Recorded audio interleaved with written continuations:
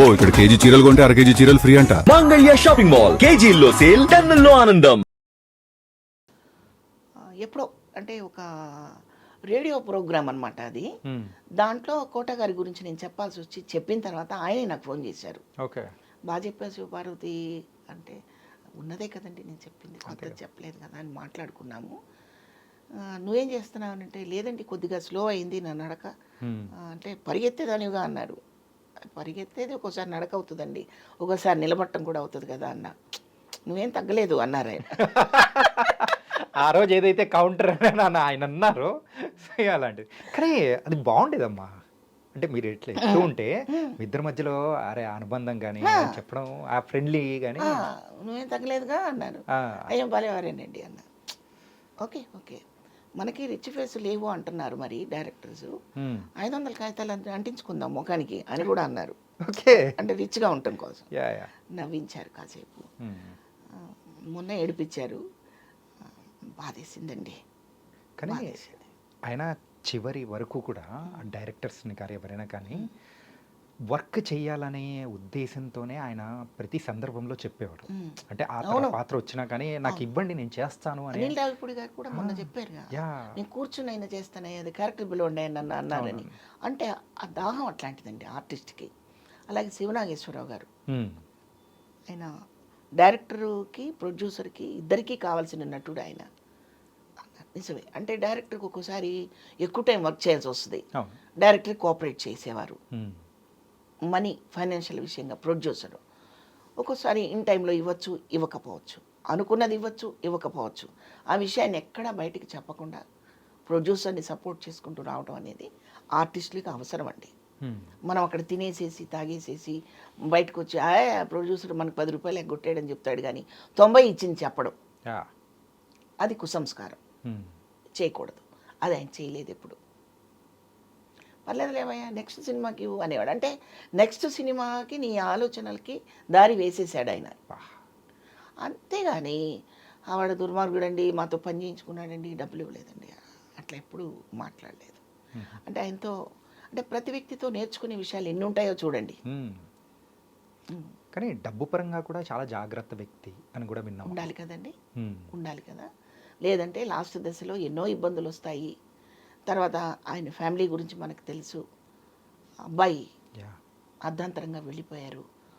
మరి దాన్ని తట్టుకోవడానికి చాలా ఆత్మనిర్భరం కావాలి.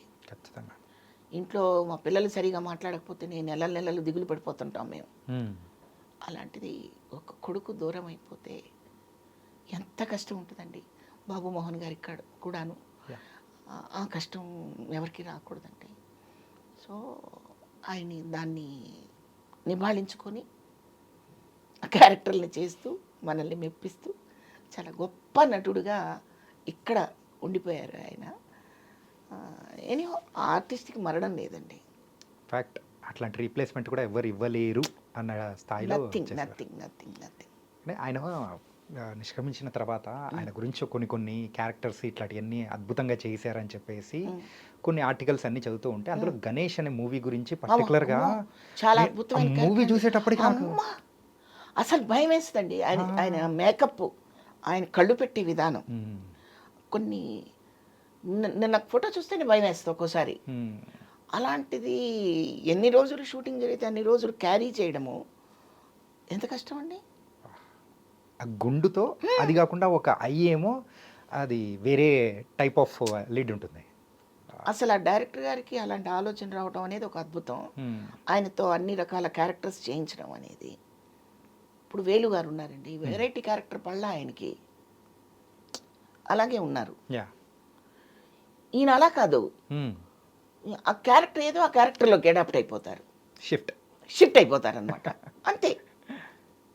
ఒక గుడిసెలో క్యారెక్టర్ ఆ గుడిసెలోకి వెళ్ళిపోతాడు. ఓ ప్యాలెస్ అండి మీరు మహారాజా అని అందులోకి వెళ్ళిపోతాడు. ఇది అవసరం ఆర్టిస్ట్కి. సో ఆయన నుంచి చాలా నేర్చుకోవాల్సిన విషయాలు కూడా చాలా ఉంటాయి.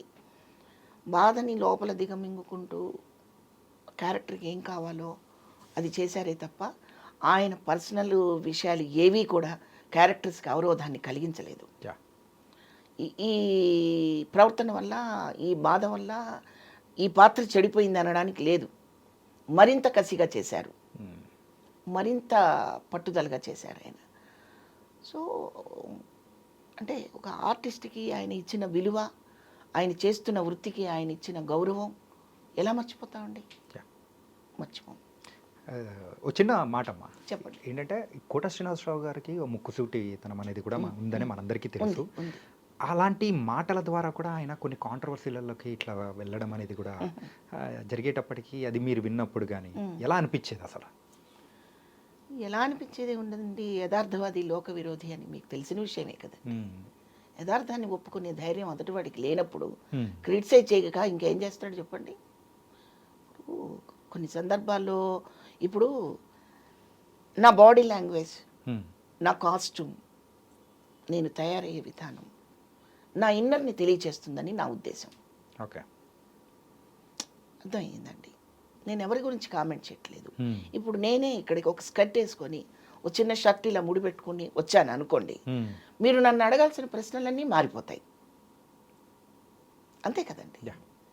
నా ఏజ్కి తగ్గట్టు, నా మనస్తత్వానికి తగ్గట్టు, నా లైఫ్ స్టైల్కి తగ్గట్టు నా వేషధారణ కూడా ఉంటేనే దానికి గౌరవం అనేది ఆయన ఉద్దేశం, నా ఉద్దేశం కూడా. ఓకే, ఇప్పుడు 16 సంవత్సరాల్లో ఉన్నప్పుడు వేసుకున్న కాస్ట్యూమ్స్ ఇప్పుడు నేను వేసుకోలేను కదండి. ఏజ్తో పాటు మన సంస్కృతితో పాటు అన్నిటినీ గౌరవించాలని ఒక ఇంటెన్షన్ ఉన్న మనిషి ఆయన. గొల్లపూడి గారు ఒక ఇంటర్వ్యూలో చెప్పారు, గొల్లపూడి మారుతురావు గారు, నా కోడళ్ళకి నేను ఒకటే చెప్పాను, నైట్ వేసుకొని నాకు కనపడద్దని. చాలామంది నైట్ వేసుకుంటే తప్పేంటి, అంత పెద్ద పెద్ద చదువులు చదువుకుని హై కల్చర్లో పెరుగుతున్నప్పుడు ఏమిటంట అని అనుకుంటారు. కాదండి, మామగారికి ఎలా కనిపించాలో అలా కనిపించాలి. అది అలా కనిపిస్తేనే గౌరవిస్తారా అని ప్రశ్నిస్తారు. ఇప్పుడు లేదు, అలా కనిపిస్తేనే గౌరవిస్తారు. ఇప్పుడు నేను చెప్పాను కదా, నేను ఇలా కాకుండా ఇంకొకలాగా వస్తే మీ ప్రశ్నలు మారిపోతాయి. ఏమండి హీరోయిన్గా చేద్దాం అనుకుంటున్నారా అని స్టార్ట్ చేస్తారు మీరు కదా. ఇలా వచ్చారేంటండి, ఏంటి హీరోయిన్గా ఉన్న ట్రై చేస్తున్నారా అని అంటారు. కానీ సాధక బాధలు చెప్పుకునే అవకాశం ఎక్కడ ఉంటుంది అక్కడ? సో ఇలాంటి మార్పులే ఉంటాయి జీవితాల్లో కూడా. అందుకని ఆయన కూడా పద్ధతిగా, సంస్కారయుతంగా, మన కల్చర్కి తగ్గట్టుగా కనిపిస్తే ఆయన చాలా హ్యాపీ ఫీల్ అయ్యేవారు.